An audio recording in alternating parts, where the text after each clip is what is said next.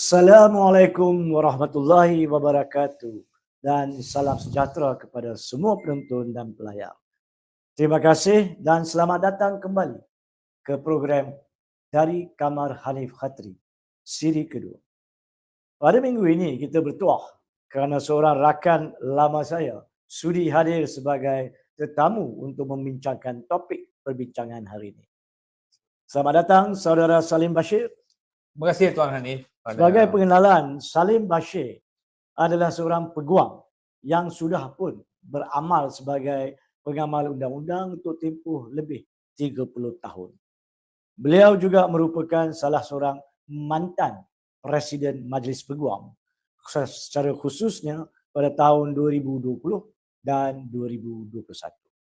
Siapa lagi yang lebih sesuai untuk berbincang isu undang-undang secara khusus kalau tidak peguam bekas Presiden Majlis Peguam.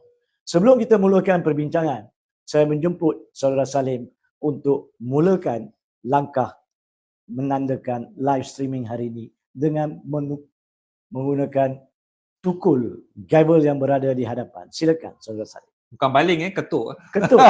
Jangan baling lagi. Terima kasih. Ini adalah simbolik untuk program Dari Kamar Hanif Khatri. Tajuk perbincangan pada hari ini, saudara Salim, adalah hukuman tahanan rumah.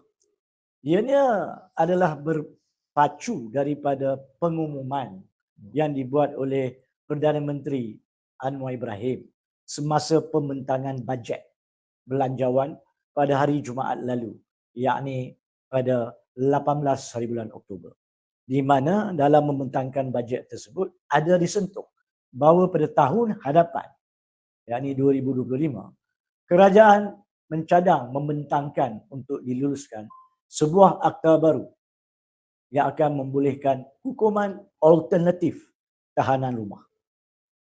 Maka di tahap ini, sebelum kita bincang dengan mendalam, saya nak menarik perhatian dan fikiran saudara Salim kepada konsep di mana rakyat mungkin celaru. Kenapa celaru? Sebab pernah sebelum ini didengar berkaitan dengan tahanan rumah bila muncul isu titah addendum pada 1 April 2024 yang lalu. Yang keduanya, rakyat juga pernah dengar terdapat peruntukan berkaitan dengan parol di bawah akta penjara.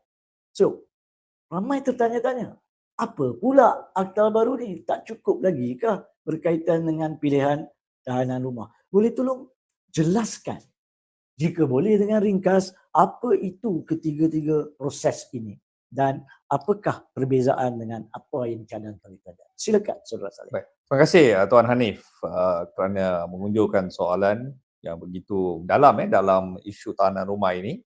Saya rasa rakyat perlu tahu bahawa tahanan rumah ni bukan orang kata satu perkara yang baru. Ya. Benda ni memang dah pun wujud di bawah Seksyen 43 Akta Penjara, tetapi konsepnya berlainan. Di bawah Seksyen 43 ni sebelum ini pun pihak penjaga telah pun orang kata melepaskan pesalah-pesalah yang mana saya percaya bahawa yang menjalani hukuman bawah 4 tahun untuk bekerja di restoran, untuk duduk luar tembok penjara. Saudara Salim, minta maaf bukan nak mencelah, tapi Seksyen 43 itu adalah berkaitan kuasa menteri Betul. Tapi yang membenarkan pelepasan secara khusus Seksyen 44 di bawah remittance dan Seksyen 46 di bawah parol. Betul. Adakah itu yang saudara? Parol ni berbeza sedikit. Baik, Parol ini adalah untuk pihak yang telah disabit salah, baik, yang menjalankan hukuman penjara melebihi suatu tempoh, membuat permohonan dengan pihak lembaga parol. Betul. Dan pihak lembaga parol ini akan berbincang, mesyuarat dan akan mengambil usul yang dikemukakan oleh pihak banduan tadi untuk menentukan sama ada ini layak diberi parol ataupun tidak. Ini adalah berbeza dengan tahanan rumah. Jadi parol ni, kalau saya betul Ya. untuk pahaman para penonton, adalah selepas mahkamah jatuhkan hukuman penjara. Betul. Semasa orang itu berada di penjara, Betul. baru dia kena buat permohonan kepada pihak penjara, kan? Betul. Bila mana orang tu dalam status banduan, Baik. maksudnya dia telah pun dijatuhkan hukuman oleh mahkamah dan dia telah pun orang kata tidak ada lagi ruang untuk dia buat rayuan di pihak mahkamah, dan apabila hukuman itu berjalan, Ya. mereka setelah tamat sesuatu tempoh, dia boleh mengusulkan untuk diri dia dipertimbangkan Baik. untuk diberi satu parol. Dan lembaga akan menentukan. Baik. Dan bila mana lembaga beri dia parol, maksudnya dia dah boleh keluar dah. Baik. Dia bukan lagi status banduan. Dia boleh keluar kerana dianggap telah pun diberikan parol untuk dia bebas daripada hukuman yang telah beliau mahkamah jatuhkan. Itu parol.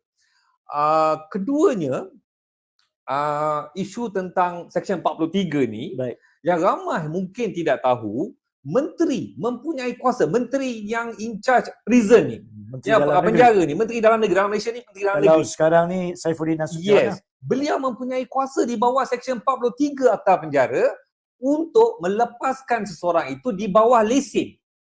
Ya, pelepasan di bawah lesen ini memang telah pun berlaku sebelum ini. Dan saya difahamkan sebelum ini untuk orang-orang yang menjalani penjara bawah daripada 4 tahun diberikan pertimbangan. Saya percaya Saudara Salim, perkara itu bermula sejak tahun 2008. Yes. Apabila pindaan khusus dibuat Seksyen 43, 44 dan sebagainya.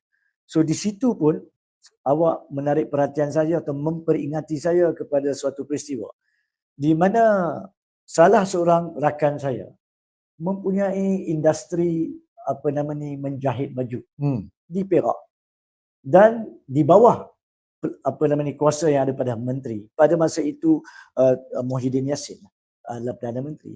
Maka terdapat satu program dimulakan di mana di atas nasihat menteri, Betul. lesen menteri, mereka dilepaskan untuk menimba pengalaman bekerja. Betul. Dan tempat kilang itu dijadikan seolah-olah ia adalah asrama ataupun adalah penjara. Betul. Di mana terdapat pihak mengawal. Itu yang dimaksudkan Seksyen di bawah 43. Seksyen 43. Dan juga kuasa menteri juga untuk declare di bawah Seksyen 3 sesuatu tempat itu penjara. Kuasa itu kita tak nafikan, kuasa itu memang sedia maklum dan ada dalam Akta Penjara 1995.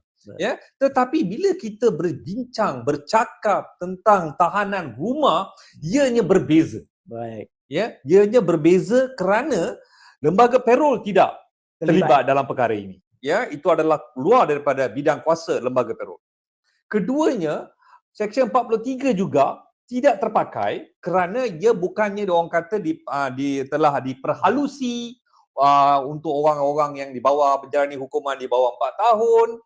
Sesiapa sahaja layak mendapat tahanan rumah ini. Baik. Dan kerana itu saya percaya pihak kerajaan ingin mengadakan sesuatu akta khusus untuk menangani isu tahanan rumah.